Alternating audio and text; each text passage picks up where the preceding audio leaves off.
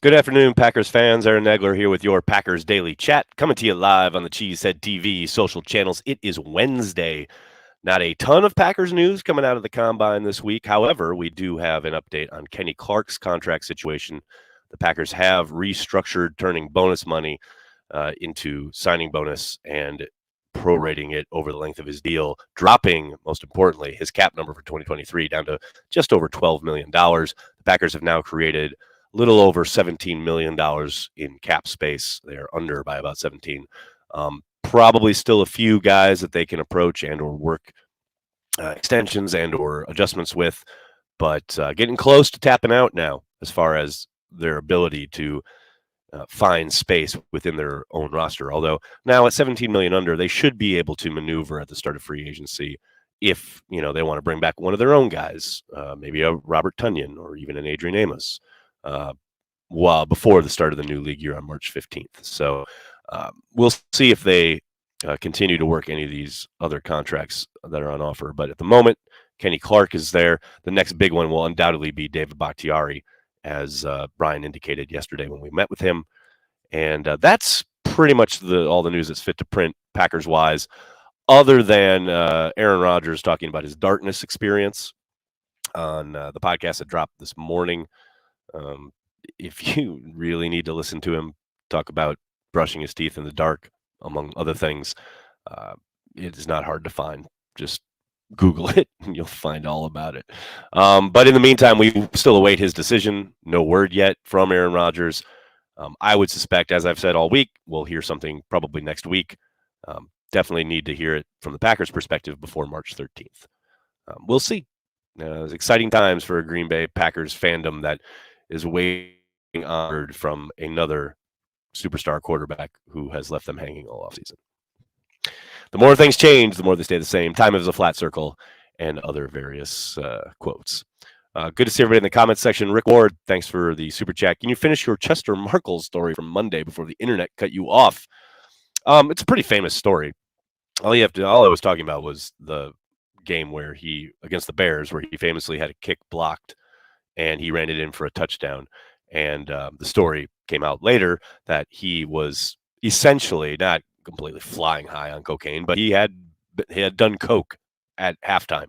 He had done a bump of coke in the locker room at half.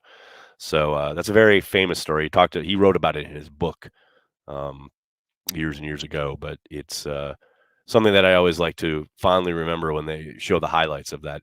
And it's crazy because he's wearing glasses, like regular old school prescription glasses underneath his helmet while running with a football into the end zone. And yeah, he's high on coke. Good stuff. TKM is here. Good to see you at your post, bud. Thanks for carrying the G, buddy. Cheeto, thanks for the super chat. Hey, Nags, I appreciate you appreciating Caitlin Clark of Iowa. I live 5 minutes away from Carver Hawkeye Arena, so it blew my mind to see your tweet. It's just an awesome moment. For any of you who may have missed it, the Iowa women's team beat the Indiana women's team on a last-second three-pointer, and Caitlin Clark's shot was so great. And just the reaction from the entirety of that gym to that ball going in the net, it's such a great vibe. It's everything you love about sports. I love the hyper basketball nerds who are in my mentions like, well, what is this person doing? And why did this guy do this or those women do this and blah, blah, blah. And it's like, my brothers in Christ, I don't care. I just love the vibe. It's so awesome. But yeah, man, it's just a great moment. I love that we got to see it. Ron, thanks for the super sticker. Greatly appreciated. Brandy's here. What's up, Brandy? Is Rashawn Gary going to be a pre-training camp extension? Big with the question. Yes, I would be very surprised if we don't get some kind of an extension from Rashawn Gary this offseason, possibly right before training camp or during camp, but it'll happen this offseason. Obviously, he's heading into the 5th year. There's little doubt that they want to keep him around long term. Even with that injury that he's rehabbing from, they know he's one of their core guys. They're going to want to extend him. And that's another avenue that, will hopefully help them, get a little bit of cap relief. I don't think it'll be a ton, but it'll give them a little cap relief as well. So, yeah, Rashawn Gary, I would fully expect him to have a new contract by the time training camp starts. I would be very surprised if he didn't. Callum, Do we try to sign a key wide receiver free agent in the offseason? Yeah, I think it's a possibility. I don't think it's you know any secret that they need some kind of veteran in the room. Now, I know there are a lot of names out there and people dreaming about trading for DeAndre Hopkins or Mike Evans or who have you. And I'm here to tell you that's probably, I think Mike Evans is more of a possibility than DeAndre Hopkins. I don't think either one of them are likely.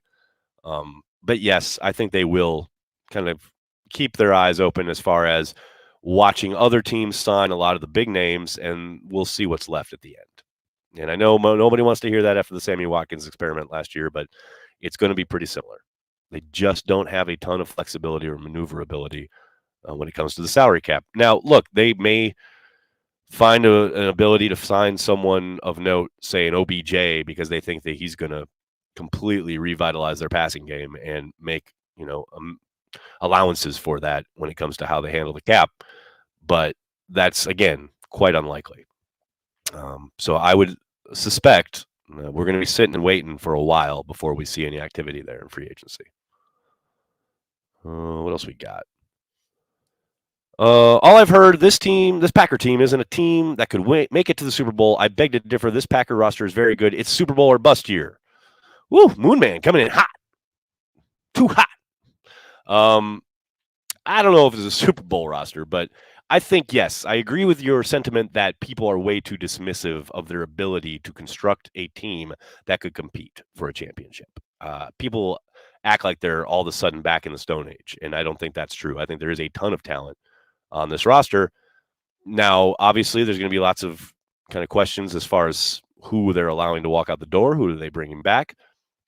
But I do not doubt for a moment that if Aaron Rodgers is the quarterback, they're going to do everything they can to surround him with enough talent to try to make a run. And if they turn the page to Jordan Love, I suspect it's going to be at least a year away until they're competing for a championship. I don't think they're going to have the maneuverability if Rodgers is traded. It really puts a damper on their maneuverability with the salary cap. So it's going to be if Rodgers is back, they're going to do what they can. But even that said, they are limited, and Brian talked about that yesterday. There's only so much they can do, and they do not have kind of the maneuverability or the just the financial ability to go and really go and get any number of guys that they may have been able to years ago. It's just not there. The cap can kicking started with COVID toe. I don't even know what that means, but that's funny. The Packers have great core players, but they also have holes and lack depth. Yeah, that's true, Lee, but I think that's most teams, isn't it? I mean, I think all across the NFL at this point of the season, as you're heading into free agency and the start of a new league year, yeah, everybody's got holes. Everybody's got expected depth issues because of whoever you're losing free agency, whoever you are able to kind of maintain, whether it's through re-signings or franchise tags or whatever. Everybody's kind of juggling the same stuff, right? I do think the Packers, again, have a very strong core. But yeah, Lee, you're absolutely right. They've got issues, and they've got to address those as best they can. Traditionally, they've done a pretty good job when it comes to, day 3 in the draft, where you're going to find cheap labor, undrafted free agents, things of that nature, or finding guys like Keyshawn Nixon or Devondre Campbell, guys who are late in the process, late signings in the process, who really significantly help you the year they're signed. So I think you're going to have to expect a lot of that from this Packers team, because it's not going to be going out and signing marquee free agents. Favorite combine indie story? Ooh, Soder, I'll tell it on happy hour. How's that? I think our defense is in total has a chance to make a jump to be what we thought they could be. I agree, Michael. I very much agree. I think a big question mark is up front, and a lot of that will depend on how Wyatt develops, who they bring in to kind of augment whatever they lose from Dean Lowry and Jaron Reed. Clearly, they need to get TJ Slayton and Wyatt and Kenny on the field a lot more together. You'd love to see that. But yeah, I think they've got the talent to do what they want to do. Safety is another spot where they're going to have to answer some questions. I think Adrian Amos is most likely gone. Maybe that comes in the draft. Maybe there's a free agent. But I think, yes, the upside is there. We definitely see it. It's there on paper. It's just a question of consistently executing week to week. Um, how can Wyatt or any player stop the run playing 15 yards off the line of scrimmage? Well, Wyatt is on the line of scrimmage. He's a defensive lineman, so I'm not quite sure what that what that question is. Ryan, thanks for super chat. Nags, who would win in a 40-yard dash, you or Rich Eisen? Who would win between you and Corey? I like Eisen raising money for charity. Yeah, it's great that Rich does that every year. Yeah, Rich would win only because he's trained. I haven't run a 40-yard dash in probably since high school. Nobody wants to see that. Between me and Corey, Corey definitely would. I've got too much beer kind of baggage, you know. Corey's light and nimble and quick. Scott Williams says this is a good team, needs a wide receiver depth and tight end depth. Defensive line I still think is in need and edge. Yeah, I'd agree with that. Overall, I think you would probably add safety to that list. It's interesting because tight end is like so obviously a need, but if they bring back Tunyon, which I think is still possible, and re-sign Big Dog if Aaron is back, I don't think they touch much unless maybe possibly they draft someone with a premium pick, which I do think is a possibility. But yeah, I mean, the defensive line depth to me is the major component here where you can have all the schemes in the world, and if you can cover, great, but no one can cover forever. You got to be able to move the pocket and constrict it and put not even just sack the quarterback. You got to put pressure on the quarterback. You got to get him off his spot. You know, and the Packers did that at times last year, but they didn't do it nearly consistently enough, and that starts up front. Nags, is there a water cooler there in Indy to gossip at? Oh, I mean, most of the time you're kind of crunched in with the media folks. That's all we do is just talking about what we heard the night before, what we hear from coaches, personnel people, etc., or other media members. That's a good deal of the day is spent doing that. No doubt about it. Give Russ Ball full ability to create a Moneyball roster. Hey, that might be next. If Rodgers comes back and they disappoint once again, that may be where they're headed in 2024. Do I think Douglas moves to safety? That's a good question, Scott. I know Brian was asked about it yesterday. I think it was Rob that asked him about it. And I know he ran at safety a little bit during camp last year because of Savage's injury that he sustained on family night. And so he got a bit of a look there. I don't know if they seriously consider that, but I don't think it's the world's worst idea. I still like him as a perimeter corner, though.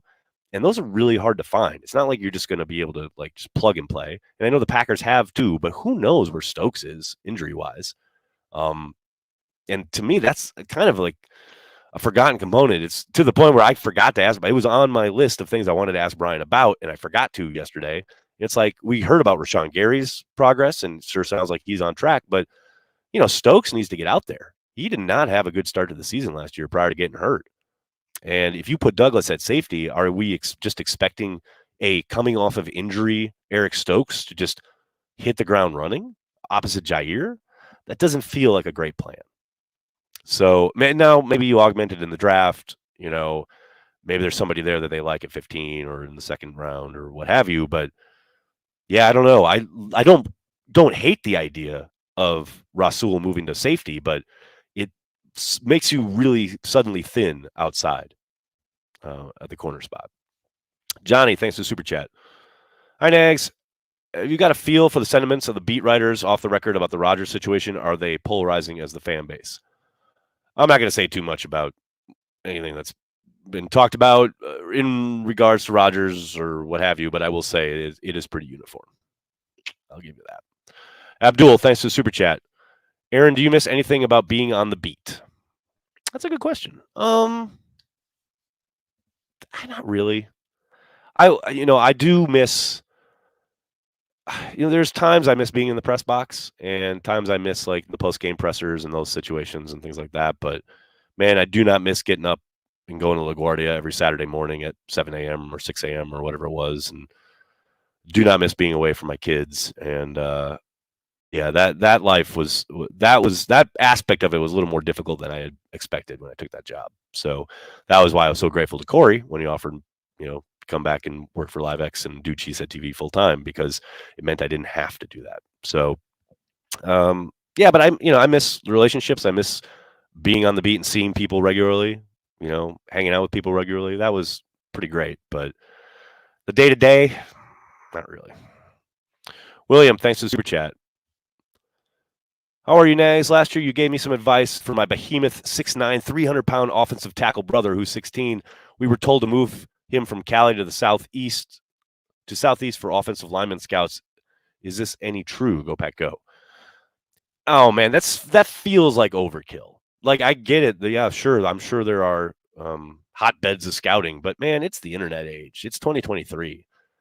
I do not doubt for a moment that there are advantages to being in front of or in the same area as like some really adept scouting services. But if he is this behemoth and if he's any good, I got to think if he can put himself on tape and get himself a Huddle account, he'll probably get seen. You know, I wouldn't. I don't know. That feels really drastic. But hey, man, people do crazy stuff. I mean, these 7-on-7 camps got people going nuts for quarterbacks. Like their quarterback parents are almost as bad as soccer moms at this point. So, yeah, William. I mean, I can't tell you, 100% because God knows, A, that's not my area of expertise, and B, man, if it's his dream and that's what he wants to chase, I'm not going to say don't chase your dream, but in this day and age, in the age of the internet, that does feel extreme. That's just me. On Rodgers, I have to admit, much more excited about building a young team rather than running it back again. We had our chance at home a few times. Let's get it going. The new pack. Scott, you're right where I'm at. Now, it's well documented. I've said it a million times. I'm so ready to start building something rather than hanging on to the entrails of what was. I'm right there with you. What else we got? Hello from Brazil. What's up? What's up, Brazil? Why is the combine so hyped? Like, why is there so much coverage of it? That's a really good question, Matthew. Mostly because the NFL has driven the kind of growth of it as an event, right? And I talked about this on my kind of first day here, but essentially for what the combine is, which is information gathering for the 32 NFL teams, it still serves that purpose, and it's a really good way of going about that. But the NFL, because they need tentpole events in an offseason, which is longer than any other major sport, they have created it into a television event. That's why we have the workouts in prime time now, and it's all on television. Even if it's just guys running around in workout gear, people will watch. The numbers are good every year, and it's a perfect kind of combination. It's like the precursor to the draft in this way of all the college football fans watching all their favorite guys, and then the NFL fans with their favorite teams and who are they going to get. Everybody's interested from those two realms, and it just kind of coalesces here. And they've just built it and built it and built it. Look, again, it's basically filling out a spreadsheet. That's what the combine is. The NFL are masters at creating events, and that's what they've done with the combine. What else we got here, folks? It feels like we are stuck in a never-ending 2022 loop. Man, you ain't kidding, Soder. You got that right. Is there much tampering going on at the combine? Each and every day, every moment, every waking second, late at night, at prime, all of the bars? Yes. 1,000% yes. There's a reason that like when the legal tampering period opens up, when on March 13th or whatever, it's why you get instant reports of, deals being struck. All that starts here. All of that is all those conversations start in Indianapolis. So that's a big component of why it's like just this kind of fertile ground because of the fact that you've got all the personnel people, all the agents, they're all here in a 5-block radius essentially for a whole week. It's like, yes, conversations are undoubtedly ongoing throughout each and every day. What else we got? Large B is here. What else we got? Am I going to be on McAfee? No, I will not be on McAfee. They're far too big time for me. Please. However, hey, I'm glad you. So speaking of this, obviously they're Indianapolis based. I'm here in Indianapolis, and if you are in Indianapolis, either you live here or you're here for the combine, if you're a Packers fan, or no, whoever you want to talk some ball, you want to grab a beer. Tomorrow, Thursday at 6:30 p.m., I'm going to be at Tavern on South. The information is available to you via Google and also on my Twitter page. And I'm going to be hanging out 6:30 Tavern on South here in Indy. Just grab a beer, talk some Packers, talk NFL, whatever you want. It's going to be a good time. I hope you guys can make it. In the meantime, please do me a monster favor. Hit like on the video, subscribe to the channel, and then tell your friends and tell your family, Cheesehead TV, we are devoted to Green Bay Packers fans worldwide. Carry the G Club members, Patreon members. I'll see you on Happy Hour in a little while. The rest of you, I'll see you tomorrow. Thanks so much for supporting Cheesehead TV. Go Pack Go.